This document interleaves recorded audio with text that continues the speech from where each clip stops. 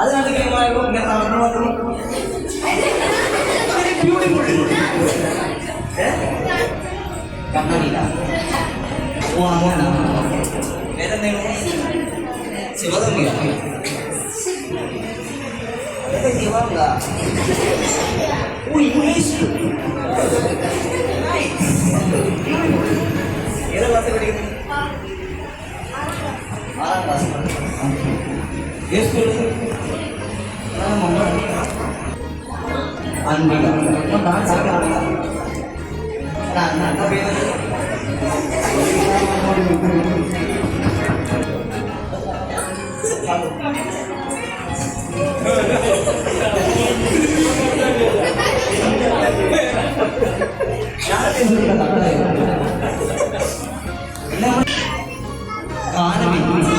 നല്ല വലിയ സ്കൂൾ പഠിക്കുന്നത് RCB റോയൽ ചാലഞ്ചേഴ്സ് ബാംഗ്ലൂർ.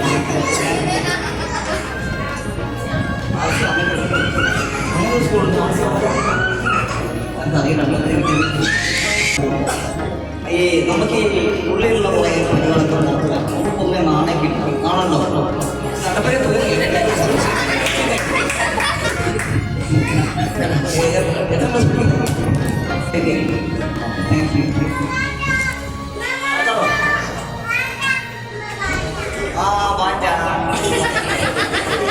ഏത് പാറ്റ പാറ്റനെ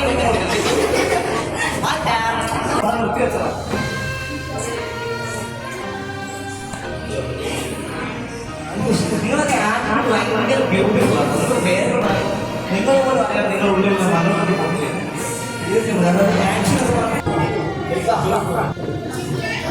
നല്ല സൗകര്യം ഉണ്ടാകും.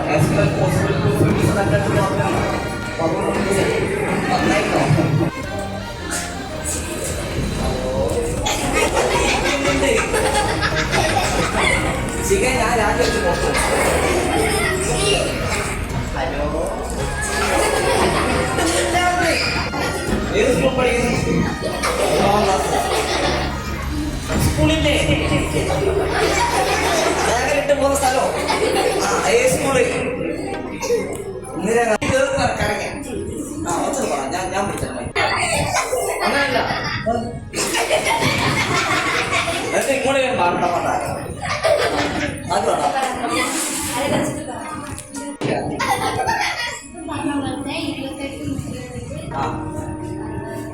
പിന്നെ ഞങ്ങളില്ല എന്താണ് ഒരു കൈ കൊണ്ട് 28 മുദ്ര സമ്മതിച്ചു കൊടുക്കണ്ടേ? ഒരു കൈ കൊണ്ട് എങ്ങനെയൊക്കെയാണ്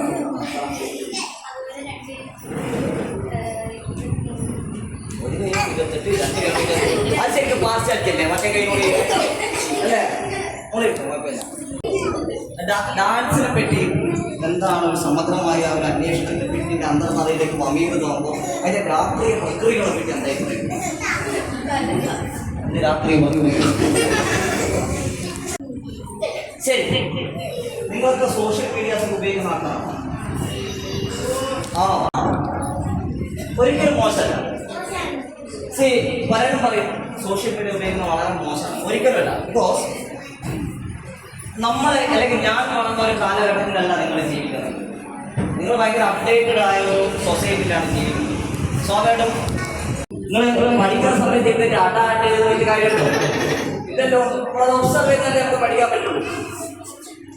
അപ്പോൾ ഒബ്സർവേഷൻ ഭയങ്കര പറ്റും. അപ്പോൾ അങ്ങനെ ഇവിടെ നിങ്ങൾ വിളിച്ചു നോക്കുമ്പോൾ ഒരുപാട് കുട്ടിക്ക് ഒരുപാട് എക്സ്പ്ലോർ ചെയ്യാൻ പറ്റുന്ന മക്കളുണ്ട്. ഓഫ്കോഴ്സ് അല്ല, ഓൾമോസ്റ്റ് എല്ലാവരും അങ്ങനെ തന്നെയാണ്. പക്ഷെ അത് നിങ്ങൾ എന്ത് ചെയ്യണം? നിങ്ങളുടെ ടാലന്റ് നിങ്ങൾ സ്വന്തം ടാലന്റ് കൂട്ടി വെക്കണം. അതിനെ തുറന്നു വിടണം. പണ്ട് എന്നോട് ഭയങ്കര സ്നേഹമായിരുന്നു കേട്ടോ. മാത്സ് ടീച്ചർ പഠിക്കുന്നത്. മാത്സ് എടുക്കുമ്പോൾ എന്തോ ഡെഫിനിഷൻ ചോദിച്ചു കഴിഞ്ഞാൽ സത്യം 99 ഔട്ടായി കഴിഞ്ഞിട്ട് കംപ്ലൈൻറ്റ് ചെയ്തതാണ്. അന്നൊക്കെ ടീച്ചർ തന്നെ ഇഷ്ടം അതിന് പുറത്തുനിന്ന് വന്നു.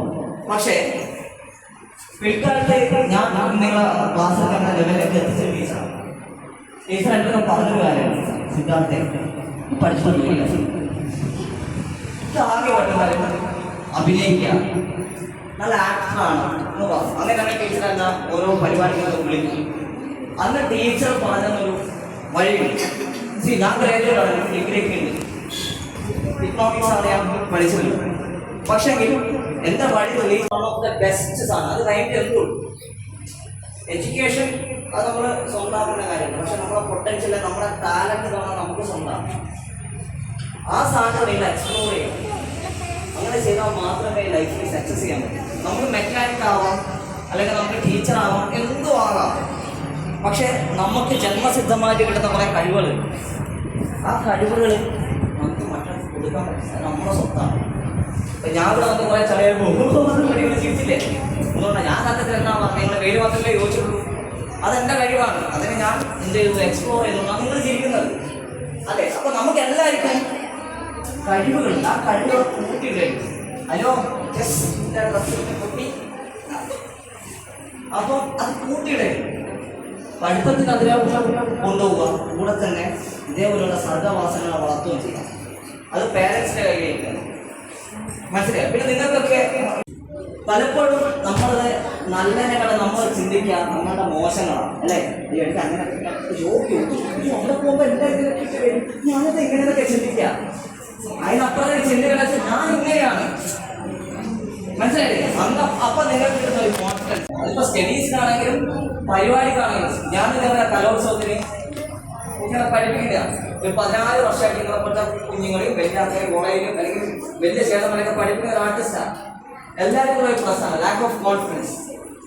അസാധ്യ ആർട്ടിസ്റ്റുകളായിരിക്കും, പക്ഷേ കോൺഫിഡൻസ് ഉണ്ടാവും. അതിന് മെയിൻ കാരണം നമ്മുടെ ഇൻസെക്യൂരിറ്റീസാണ്.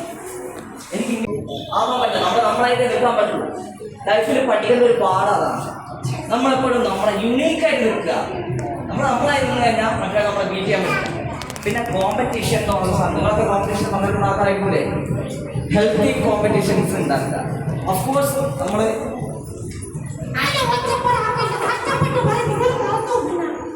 ഇതെല്ലാം പഠിച്ചു വന്നൊന്നുമല്ല, പോലൊക്കെ വരുന്നതാണ്. അതൊക്കെ ഒച്ചപ്പെടാൻ സമയത്ത് നല്ല വിട്ടുപോകും. അപ്പോൾ നിങ്ങളുടെ കോമ്പറ്റീഷൻ ഹെൽത്തി കോമ്പറ്റീഷൻസ് ഉണ്ടാക്കുക. ഓഫ്കോഴ്സ് നമുക്ക് മത്സരം ഉണ്ടാകും. ആ കലാകാരിയെ റെസ്പെക്ട് ചെയ്തുകൊണ്ടുള്ള മത്സരമായിരിക്കും. നമുക്ക് പൊട്ടൻഷ്യൽ ഉണ്ട്, നമ്മളെ ഡ്രസ് ചെയ്യാം, നമ്മളെ എക്സ്പ്ലോർ ചെയ്യാം. ഒപ്പം മനസ്സിലായ അത് മനസ്സിലായി ഞാൻ പറഞ്ഞ കാര്യം. പ്രത്യേകിച്ച് നിങ്ങൾ കുറച്ചൊരു വലിയ കുട്ടികൾക്ക് ഈ പറഞ്ഞ കുഞ്ഞുങ്ങൾക്ക് ഉണ്ടാവില്ല കോമ്പറ്റീഷൻ. പുഷ്പങ്ങളെ പോലെയാണ്.